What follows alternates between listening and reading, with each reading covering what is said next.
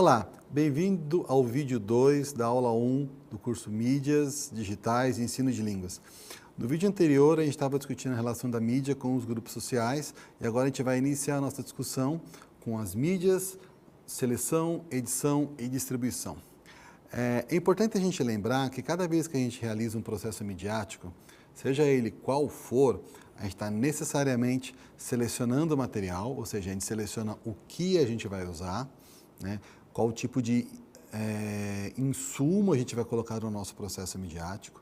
A gente trabalha com processos de edição desse conteúdo, ou seja, esse conteúdo que a gente veicula numa mídia, ele nunca é colocado de uma forma crua, da mesma forma que eu peguei no mundo, e também todo o processo midiático ele é distribuído, ou seja, a mídia não acontece se ela não for distribuída para alguém de alguma forma, né? Ou seja, não interessa, eu posso trabalhar com texto, eu posso trabalhar com imagem, eu posso trabalhar com vídeo, eu vou estar sempre selecionando algo no mundo, editando isso numa nova ordem, de uma nova forma que representa a minha visão de mundo ou a visão de mundo do grupo no qual eu estou ligado, e eu necessariamente estarei distribuindo esse processo midiático de alguma forma. Como assim distribuindo? A televisão é uma forma de distribuição, o rádio é uma forma de distribuição, um vlog é uma forma de distribuição, o YouTube também é. Cada um deles agrega diferentes significados ao meu produto midiático e permite diferentes tipos de representação social desse meu conteúdo midiático, né? É claro, por exemplo, se eu estiver trabalhando com mídias digitais distribuídas em sites ou sites de compartilhamento como o YouTube, eu vou alcançar um determinado público e vou ter a possibilidade de vincular determinados conteúdos que, por exemplo, seriam impossíveis se eu pensar na grande mídia de massa, como cinema, por exemplo, ou televisão, no qual as produções representam normalmente empreitadas comerciais e indivíduos que são profissionalmente pagos para fazer isso, né? Eu, como indivíduo, tenho pouco ou nenhuma chance de produzir alguma coisa nessa área. É importante pensar que cada vez que eu seleciono, edito e distribuo essas mídias, eu estou necessariamente criando narrativas que têm valores sociais. Ou seja, esse valor social ele está não só no material que eu selecionei, na edição que eu realizei, mas como também no meio que eu usei para distribuir essas mídias, né? Bem, agora a gente vai para uma atividade onde a gente vai tentar refletir um pouco sobre a edição e conteúdo nas mídias, tá certo? Não, essa atividade ela vai durar mais ou menos 20 minutos. Então, o que eu gostaria que vocês fizessem? Eu gostaria que vocês entrassem num portal de conteúdo qualquer e lessem uma notícia sobre qualquer assunto que vocês gostassem, tá certo ou não? E eu gostaria que vocês pensassem nessa notícia com alguns temas interessantes que vocês estão vendo no slide, tá? O título dado, né? Esse título, ele informa vocês sobre o conteúdo, ele é um chamariz para a notícia, ele dá a ideia do que está sendo tratado ou ele dá uma ideia diferente daquilo que está sendo tratado, né? A ordem de apresentação dos personagens dessa notícia, né? As personagens são as pessoas que aparecem nessa notícia. A quem é dada a fala primeiro, a quem é dada a fala no segundo momento. E como a fala dessas pessoas, ela é tratada, tá certo? Não é, né? É dada uma visão plural, é dada uma ênfase a um ou outro personagem de uma forma mais constante. É evidente que um ou outro personagem é favorecido nesse processo. E há fotos, vídeos, há outras mídias que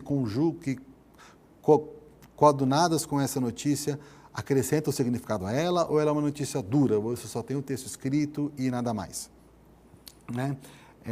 Eu gostaria que vocês fizessem essa atividade no fórum de vocês, dentro do ambiente Moodle, né? Bem, todas as mídias, né, se eu for pensar na utilização da mídia, tanto em sala de aula como no nosso mundo real, fora da sala de aula, bem, se eu pensar na utilização das mídias, tanto na escola como fora dela, é importante a gente educar para a mídia, tendo um olhar crítico para ela. E esse olhar crítico, ele está relacionado não só ao conteúdo que ele é tratado, como também um olhar crítico para a produção dos conteúdos que, porventura, eu queira veicular em qualquer processo midiático, né? Num primeiro momento, a gente tem que pensar que a gente não precisa receber esses processos midiáticos de forma passiva.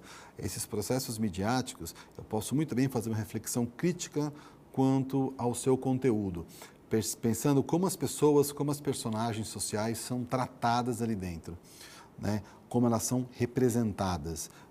É interessante eu perceber se essas mídias, ou se esse conteúdo midiático que eu estou recebendo, se ele oferece ou não uma versão plural a respeito daquilo que está sendo tratado.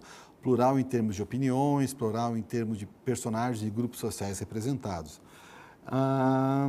É interessante eu pensar também que a produção midiática, ela gera um protagonismo importante pela sua criação. Como assim? Certos grupos que, porventura, não aparecem ou são diminuídos ou são estereotipados em produções midiáticas de algum tipo, podem ter a sua voz retratada através de produções midiáticas independentes, gerando assim um protagonismo, né? É muito comum a gente ver esse tipo de produção em grupos relacionados a minorias raciais, minorias políticas, né, e etc.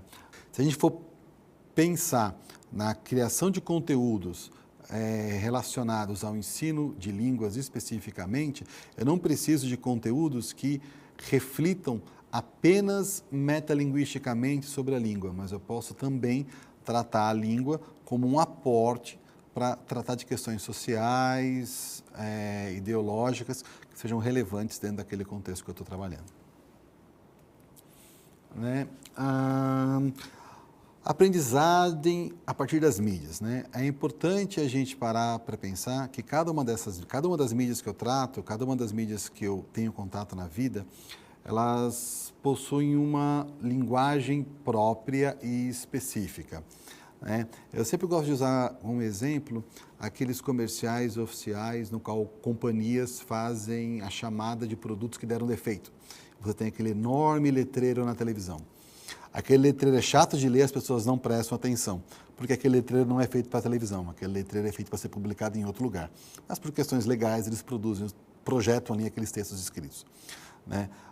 Da mesma forma que você jamais vai ter um vídeo no YouTube de 1 ou 2 horas, porque o tempo de atenção que a gente tem numa mídia como o YouTube não chega a ter 2 horas, a gente chega no cinema, né? Ou seja, cada mídia tem uma linguagem própria, e se eu não tiver contato, se eu não tiver domínio dessa linguagem, eu posso gerar algum problema, em especial de vincular conteúdos que não sejam totalmente compreensíveis para as pessoas que estão ali tendo contato e assistindo aquilo que eu estou produzindo, né?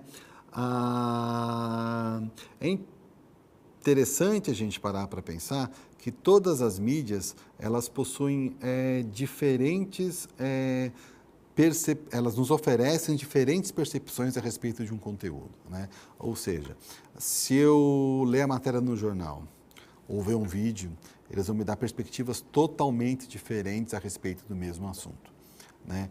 Ao mesmo tempo, a nossa percepção dessa mídia, ela também é diferente. Ou seja, eu tendo a observar aquilo que eu vejo, por exemplo, num portal de notícias independentes, de uma forma totalmente diferente daquilo que eu vejo, por exemplo, num perfil de mídias sociais de uma pessoa comum do meu cotidiano, né? Da mesma forma que eu tendo a valorizar ou desvalorizar determinados canais televisivos, por exemplo, em detrimento a outros, né?